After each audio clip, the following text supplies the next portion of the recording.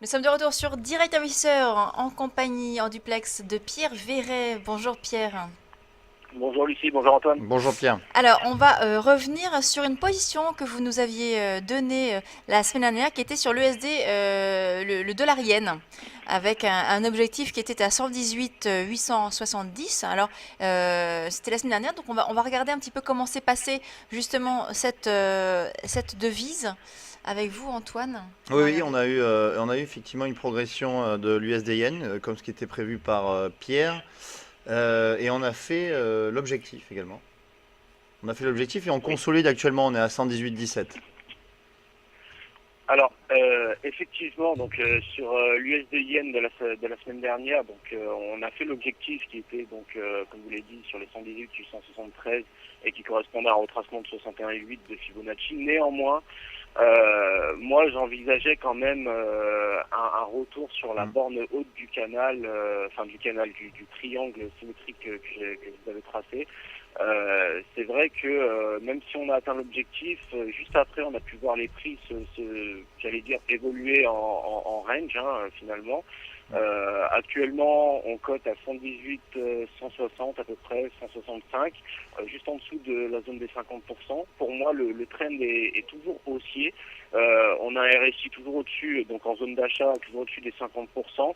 Un stochastique qui par contre consolide à son tour. Donc voilà, personnellement, pour moi, on est toujours haussier Mm. sur cette paire et je pense qu'on devrait bien sûr rejoindre les 118 873 prochainement, mais peut-être à terme aller un petit peu plus loin et essayer d'aller justement jusqu'au 119. Et, je pense que c'est un objectif assez raisonnable à court moyen terme sur cette parité. Oui. D'accord, donc on garde l'objectif donc sur la paire dollarienne. On va en revenir sur un indice, et notamment aujourd'hui l'indice FTSE, l'indice donc anglais. Euh, Qu'est-ce qu'on peut dire exactement sur cet indice anglais? Alors c'est vrai que ça faisait longtemps que j'avais pas fait les indices avec vous. Je voulais en profiter un petit peu. Je sais que pas mal de personnes sur votre chaîne parlent justement, étant donné qu'on est sur le marché français, notamment du CAC 40, mais également du DAX qui est très traité chez les investisseurs. Moi, je voulais un petit peu parler de l'indice anglais, étant donné qu'on est basé ici à Londres, donc le FTSE 100. J'ai pas vraiment pour l'instant en tout cas, comme je vais pouvoir vous l'expliquer, de signal clair d'achat ou de vente. Néanmoins, j'ai quelques premiers signaux d'alerte, si je puis dire, baissiers sur l'indice. Donc, je vais m'expliquer. Tout d'abord, sur un graphique H4, on peut voir que le trend, la tendance est haussière depuis environ la mi-décembre 2004, donc on va dire depuis à peu près un mois et demi maintenant. Finalement, les prix étaient partis les prix étaient partis de 6100 à peu près, 6120 à peu près à la mi-décembre pour aller chercher les 6600. Donc on avait eu une belle progression lors de ce fameux rallye de décembre justement. Légère consolidation sur l'indice pendant les fêtes de fin d'année, également le début de l'année 2015. Le trend haussier a repris son cours à la mi-janvier. Il me semble que c'était le 15 janvier de cette année. Les prix sont allés chercher, donc sont partis tout d'abord des 6300 pour aller chercher actuellement les 6780 pour effectuer un test plus précisément sur les 6800 points. Donc le signal baissier tel que je voulais vous expliquer, sur un graphique H4, on peut très clairement voir que la tendance haussière est très clairement toujours valide finalement, comme en témoigne finalement la moyenne mobile exponentielle, mais et surtout le RSI qui se trouve actuellement en zone on va dire d'achat, presque surachat, aux portes des 70%, avec une ligne de tendance haussière toujours pas cassée, donc toujours valide. Cependant, on peut dénoter une petite divergence. J'avais expliqué précédemment ce qu'était une divergence avec vous, une divergence baissière entre les deux derniers sommets établis par les prix et les derniers mouvements qu'on peut observer sur le RSI, mais également sur le MACD. Alors, pour ceux qui n'étaient pas là la dernière fois, c'est vrai que la divergence, c'est un ralentissement de tendance, ça n'induit pas forcément un renversement, mais tous les renversements commencent par un ralentissement. Donc, étant donné qu'on est sur des zones de prix assez hautes, Hein, on est aux portes des 6800 points sur l'indice anglais. Je rappelle que le dernier plus haut historique qui avait été établi je crois que c'était en septembre 2014, était aux alentours des 6880 points. Donc là, on a effectué un premier test aux portes des 6800 points. Voilà, on est vraiment sur des zones hautes de prix et constater une divergence baissière sur ces zones-là ne me surprend pas forcément. Ça ne veut pas dire qu'il y aura un renversement de suite. La divergence pourra se prolonger jusqu'à ce qu'on réatteigne finalement les 6800 points. Donc c'est pour ça que je suis pas vendeur de suite sur l'indice.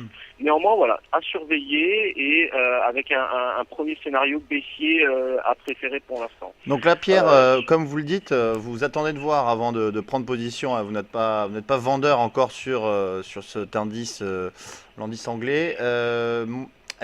Quels sont les niveaux de prix qu'il faudrait atteindre sur l'indice pour que vous passiez vendeur, justement? Alors, tout d'abord, donc là, je vais passer sur un graphique H1 pour pouvoir répondre plus en détail à votre question. Donc, sur le graphique H1, on peut constater que la moyenne mobile joue parfaitement son rôle de support. Et pour répondre à votre question, tant que cette moyenne mobile n'est pas cassée de manière vraiment franche, déjà, il n'y aura aucune position vendeuse, c'est sûr et certain à ce niveau-là.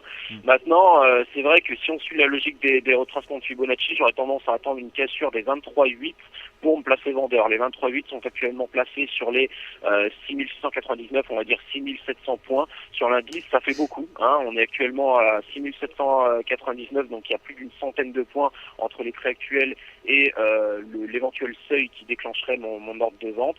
Maintenant, c'est vrai que si on avait une cassure justement de cette fameuse moyenne mobile exponentielle à 21 jours, là déjà je pourrais prendre une position de vente avec, on va dire, un niveau d'invalidation sur les 6830, quelque chose comme ça, voilà, 6830 on va dire, 6828. Déjà voilà, tant que cette moyenne mobile n'est pas cassée, aucune position. Si elle est cassée, je placerai un premier objectif sur les 6700 points qui correspondrait à mes 23,8% de Fibonacci. Si on casse cette zone, je renforcerai ma position très clairement pour aller chercher les 50% à 6550 points exactement sur l'indice. Voilà. Donc on casse, pour résumer, il faut casser la moyenne mobile à 21 périodes exponentielles pour entrer en position, ensuite viser premier objectif les 23,8, 6700 et ensuite deuxième objectif 6550 points. Exactement, parce que bon, le trend aussi est toujours valide, quoi qu'on en dise, malgré la divergence. On n'a aucune figure chartiste de retournement ou quoi que ce soit d'autre, donc on n'a pas vraiment de convergence d'informations qui nous ferait prendre une position de vente à ce niveau-là. Je vais tranquillement attendre une rupture franche de ces niveaux avant de me placer à la vente, mais déjà la divergence baissière sur l'indice, sur ces zones de prix assez hautes, me donne une petite puce à l'oreille, j'allais dire, quant à une prochaine position vendeuse, effectivement. Merci beaucoup, Pierre Verret, donc analyste marché chez YouTrading Active Trade. Merci beaucoup. Merci, au revoir. On va passer une petite pause et on retrouve dans quelques instants Stéphane Soluteuil. À tout de suite.